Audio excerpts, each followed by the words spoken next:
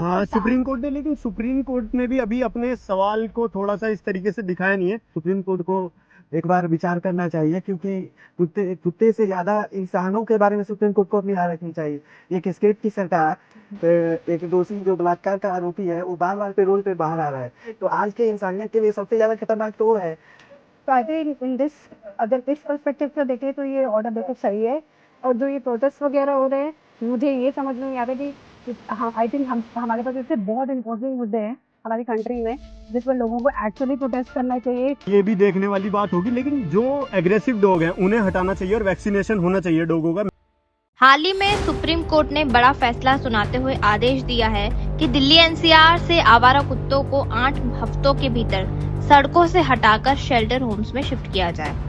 अदालत का कहना है कि इस कदम से कुत्तों के काटने की घटनाएं और रेबीज से होने वाली मौतों पर रोक लगेगी, जिससे बच्चे, बुजुर्ग और बाकी तमाम लोग सुरक्षित रह सकें। सुप्रीम कोर्ट ने साफ किया है कि इस प्रक्रिया में बाधा डालने वालों के खिलाफ सख्त कार्रवाई की जाएगी, लेकिन इस आदेश से डॉग लवर्स नाराज नजर आ रहे हैं और जगह जगह विरोध प्रदर्शन भी कर रहे हैं। उनका कहना है कि ये फैसला जानवरों के हक के खिलाफ है। अब सवाल ये है, क्या सुप्रीम कोर्ट का ये कदम इंसानी सुरक्षा के लिए जरूरी है या फिर जानवरों के अधिकारों पर चोट? आइए जानते हैं आम जनता की राय। तो जैसा कि सुप्रीम कोर्ट ने जो आदेश दिया था कि स्ट्रीट डॉग्स को हटाकर सड़कों से उठाकर शेल्टर होम भेजा जा रहा है, और जो डॉग लवर्स है इसके तरफ विरोध प्रदर्शन कर रहे हैं जगह जगह, तो उन लोगों को क्या कहना चाहेंगे जो विरोध प्रदर्शन कर रहे हैं? वो लोग सही कर रहे हैं, गलत कर रहे हैं? क्या राय है आपकी इस पर? देखो, मैं भी एक डॉग लवर हूँ खैर, लेकिन मुझे ये सही नहीं लग रहा कि विरोध प्रदर्शन हो रहा है इसके खिलाफ। कहीं ना कहीं डॉग भी एक फैमिलियर होता है, थोड़ा सा उसको भी इंसानी प्रेम की चाहत होती है। पर साथ ही रेबीज के केसेस भी तो बढ़ रहे हैं, ये भी तो देखिए हाँ, आप। ये भी देखने वाली बात होगी, लेकिन जो एग्रेसिव डॉग हैं उन्हें हटाना चाहिए और वैक्सीनेशन होना चाहिए डॉगों का। मेरे अनुसार तो यही, इस बात का यही निष्कर्ष निकलेगा। वैसे तो ये अगर सरकार को कैसे पता चलेगा कि कौन सा डॉग एग्रेसिव है, कौन सा नहीं, नॉर्मल उनकी है? रिपोर्ट कर देनी चाहिए, एक कोर्ट बनाना चाहिए इस टाइप से भी कुछ, उनके लिए एक अमेंडमेंट होना चाहिए इस टाइप का कुछ, कि पता चले कि कौन से कुत्ते एग्रेसिव है और समाज के लिए कौन से कुत्ते तो मतलब हानिकारक है। कहना चाह रहे हैं कि जो लोग विरोध प्रदर्शन कर रहे हैं इसके लिए, वो सही कर रहे हैं? नहीं, विरोध प्रदर्शन तो देखो होना ठीक नहीं है। खैर, ये भी एक इंसानी चाहत रखता है, जैसे अभी मैंने पीछे कहा। और देखो, रेबीज के जो केस आ रहे हैं उन्हें भी हमें परे नहीं करना चाहिए, थोड़ा सा उन पे भी ध्यान, गौरतलब करने वाली बात है। खैर, रेबीज के केसेस बढ़ रहे हैं, तभी तो ये आदेश आया ना सुप्रीम हाँ कोर्ट का। सुप्रीम कोर्ट ने, लेकिन सुप्रीम कोर्ट ने भी अभी अपने सवाल को थोड़ा सा इस तरीके से दिखाया नहीं है। उसने इतना ही कहा है, जो हमारे देश के काफी प्रसिद्ध वकील हैं कपिल सिब्बल, कि मैं अपने 11 अगस्त के फैसले को सुरक्षित रखता हूं। अभी मतलब उनका भी कोई, उनकी बात से भी कोई निष्कर्ष नहीं निकल रहा कि डॉग लवर्स के लिए उनका क्या बयान है। कुछ खुल के नहीं बोला अभी सुप्रीम कोर्ट ने, तो कुछ कह नहीं सकते कि अभी सुप्रीम कोर्ट क्या है। अभी फ्रंट में है नहीं, अभी बैकफुट पर ही है एक तरीके से सुप्रीम कोर्ट भी। देखिए, सुप्रीम कोर्ट ने जो आदेश दिया है उस पे सुप्रीम कोर्ट को एक बार विचार करना चाहिए, क्योंकि कुत्ते कुत्ते से ज्यादा इंसानों के बारे में सुप्रीम कोर्ट को अपनी राय रखनी चाहिए। एक स्टेट की सरकार एक दोषी जो बलात्कार का आरोपी है वो बार बार पेरोल पे बाहर आ रहा है, तो आज के इंसानियत के लिए सबसे ज्यादा खतरनाक तो वो है। कुत्ते उसके बाद में आते हैं, तो सुप्रीम कोर्ट को इस फैसले पे एक बार फिर से विचार करना चाहिए।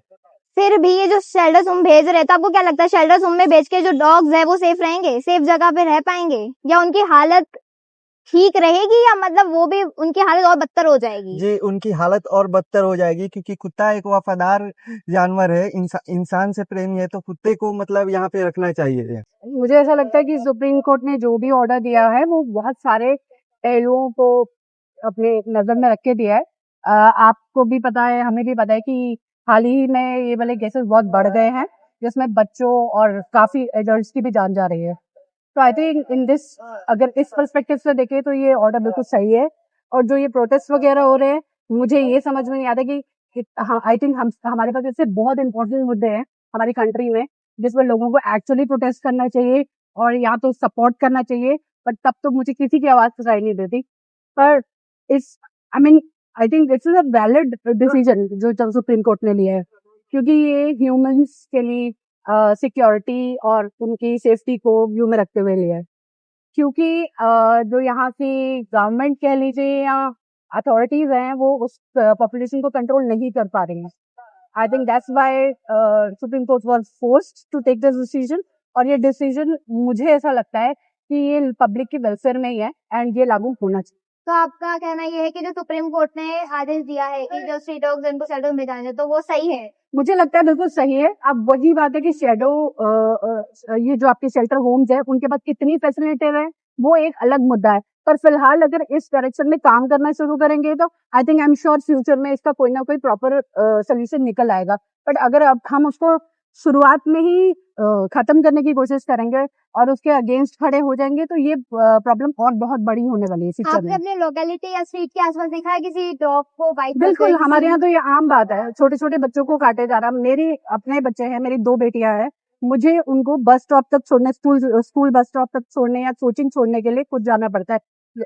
हालांकि उनमें से एक 16 साल की है, एक 12 साल की है, 10 साल की है, सॉरी। स्टिल मुझे उनको अकम्पनी करना पड़ता है क्योंकि वो लोग घर से बाहर पैर रखते ही, जो डॉग्स रेगुलरली हमारी गली में ही रहते हैं, वो ही बच्चों को काटने के लिए दौड़ते हैं। मुझे रीजन ही तो समझ आपने नहीं उन आता। डॉग के लिए कहीं कंप्लेन की? बहुत बार कर गया, लेकिन कोई एक्शन नहीं होता।